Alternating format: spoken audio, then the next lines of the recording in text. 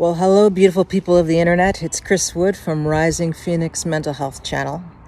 And today I want to talk to you about being committed in a mental ward. Yeah. I'm going to do this one basically just kind of like a live video, just unedited. Just throw it out there, keep it raw. I will, though, try to add maybe some humor. I don't know. Anyway, so yeah, I've been committed a few times over the past 2 years, and I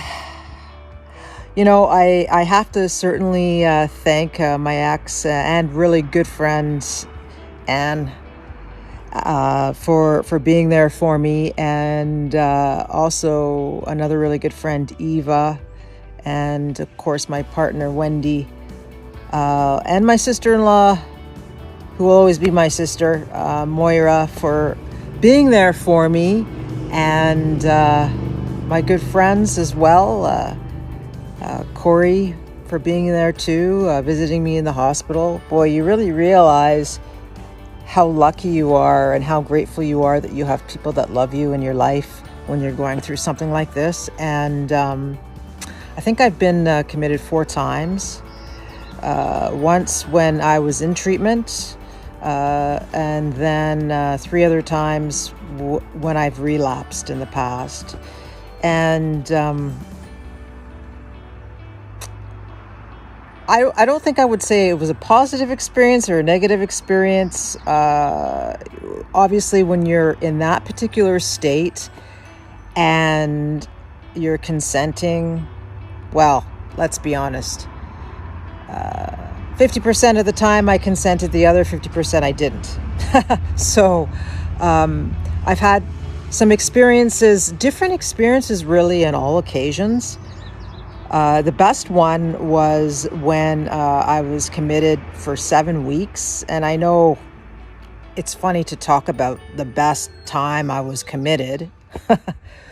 But I think that kind of got the ball sort of rolling and got me some help where I was able to just focus on myself, which is something that I hadn't done before. So this was like the first time that I really spent a lot of time with a psychiatrist, focusing on a plan, focusing on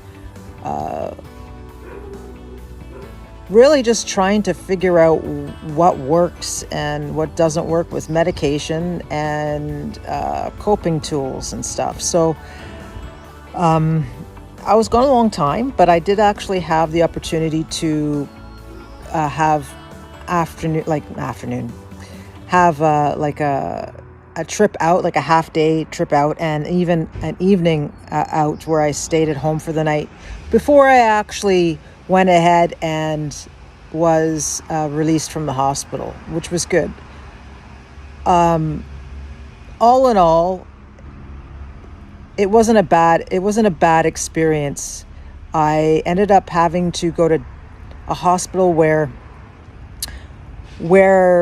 I policed, so it was in my jurisdiction, and that was initially where I went, and it was very uncomfortable for me because I knew the security, I knew some of the nurses.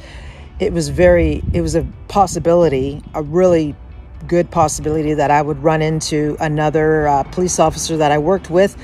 So it wasn't the best place for me to be as far as amenity is concerned, but I did get transferred down to a city hospital, and that's where I was for 7 weeks. And I gotta say, that really helped me. I wasn't able to get involved really with a lot of programs there, like arts and crafts and that sort of thing, because my hypervigilance was so high that I couldn't trust anybody. So being in a room full of people that are as sick as I am or sicker, that have been off their meds and that are going back on their meds, that was probably the worst part about it.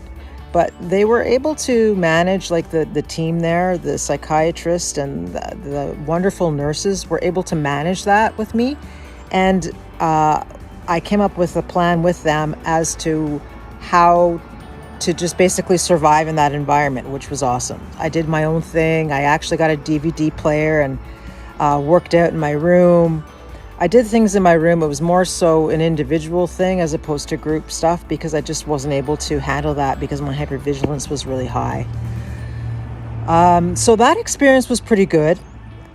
The time after that, not so much. I really thought that was probably my lowest moment in my life when I ended up here at that experience.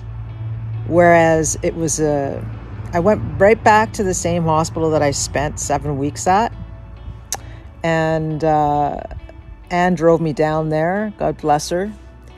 And I didn't end up getting up on the ward, the psychiatric ward. I actually ended up staying in this area, which, the best way to describe it, I really felt like I was in a room, a locked, open-spaced room full of mental health patients. Majority of them off their medications or haven't been on medication. And it was quite the eye-opener. It was a completely different experience than just getting the support I needed and getting up to the ward and starting my recovery that way. This was raw. This was like taking the stitches out, of a really bad wound. That would be the best way. Taking them out when they were just put in. That would probably be the best way to sort of put it. You slept there. You were there 24/7 with these people. And I was so freaked out about it all. My anxiety was so high. I was heavily medicated in order for me to just be in that environment. Because if you can imagine, I was literally I was sleeping with basically they had these chairs that folded out into a sort of like a single bed, and that's where you slept. And I remember my first night, there wasn't anybody there. It was just me. And they gave me some medication to sleep, and I woke up the next day and there must have been at least 20 more people there. Holy crap. I was just like, what the hell?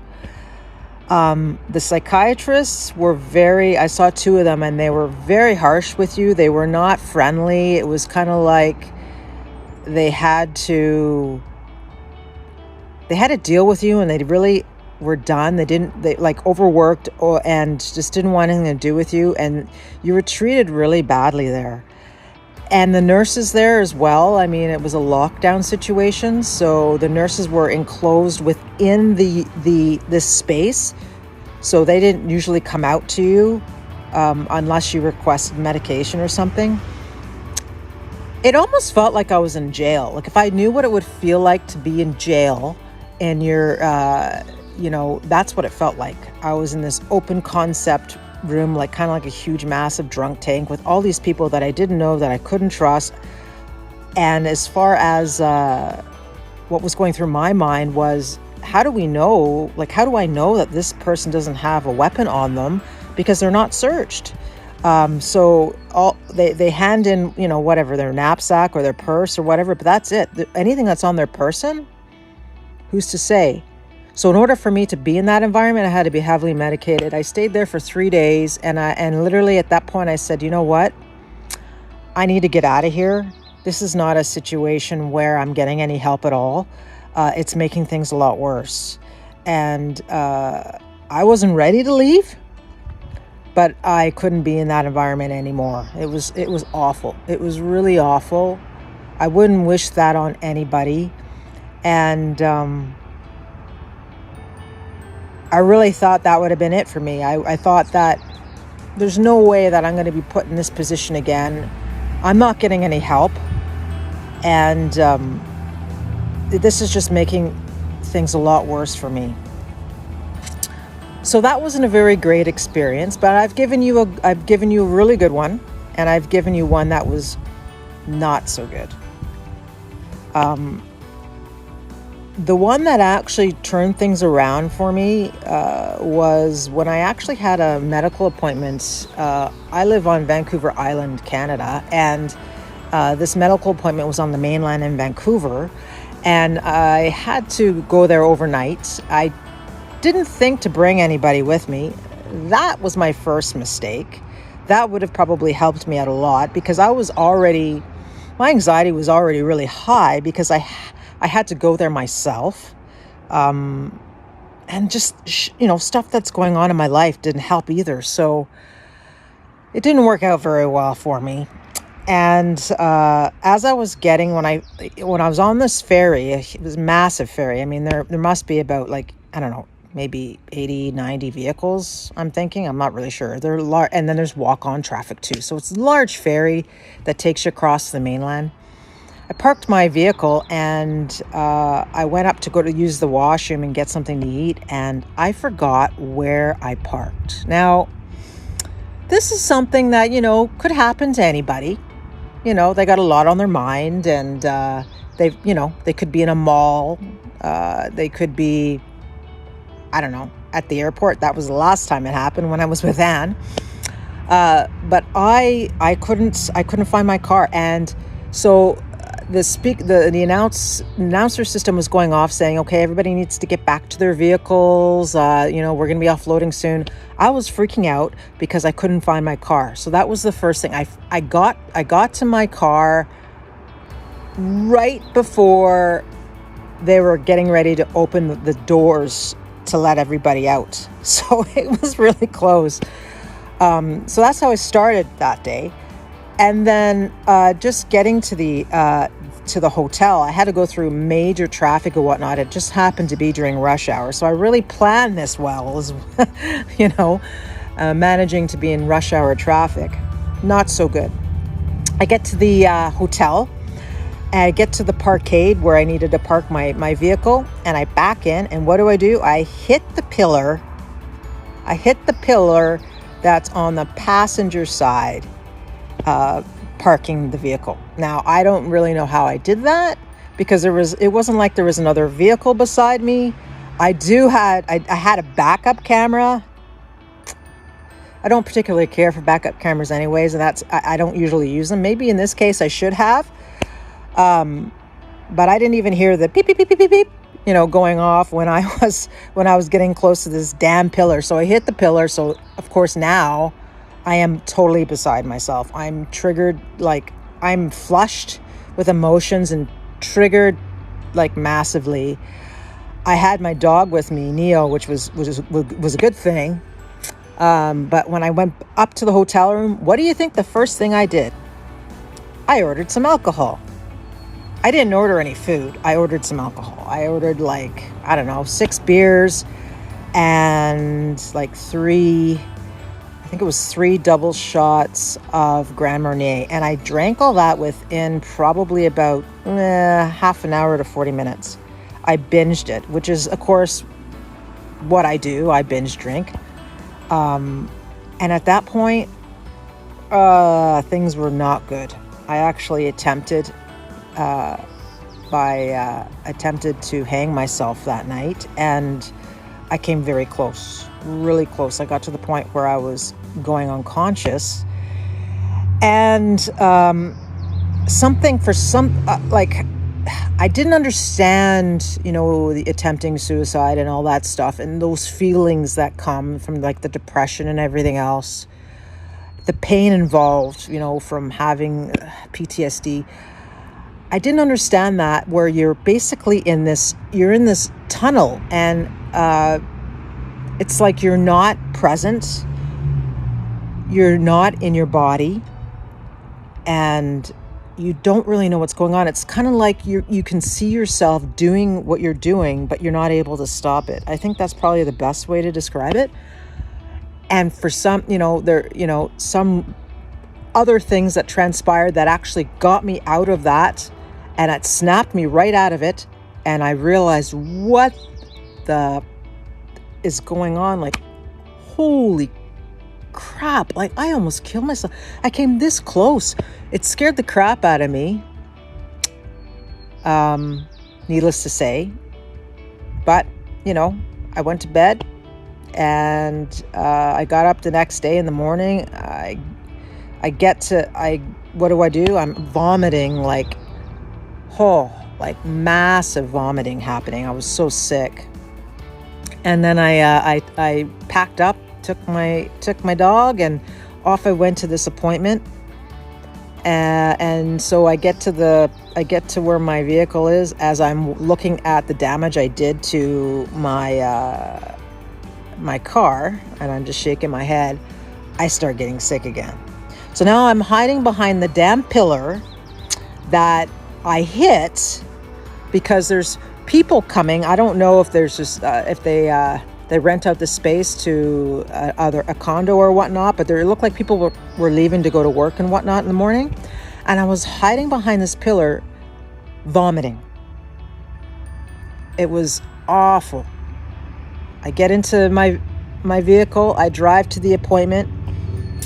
I sit down. This is the second time I saw this doctor, who apparently is a specialist for alcohol, substances, and whatnot. And she asks me straight out. She says, have you had any thoughts of suicide, or have you attempted recently? And you know what? I didn't lie. I said, yes, I have. And I explained to her what happened. And then she had that look on her face that I would have when I'm dealing with a client that needs some help. When I was an active police officer, she had that look, and I went, oh shit, this isn't good. So she commits me, and she calls the RCMP, and a senior police officer, constable, comes and talks to me and is feeling pretty much as awkward as I am. I am just mortified. I'm so embarrassed and ashamed, and I can't believe that this is happening to me. And it was an awful, awful experience. It really was. So the constable was really great. He explained what was going to be happening and where I was going. I think the worst thing was that I wasn't put in handcuffs, but I had to be searched by a female police officer, and I felt like this small. So put in the back of a police car, taken to a hospital, and the constable promised he'd look after my dog and look after my car, which he did. He made sure everything was taken care of. He had contacted Anne, which was a good thing, and to let her know what was going on, and stayed with me the entire time.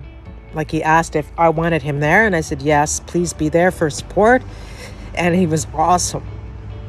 So, in any rate, I ended up at this hospital for 3 weeks, and while they're trying to figure out what to do with me now.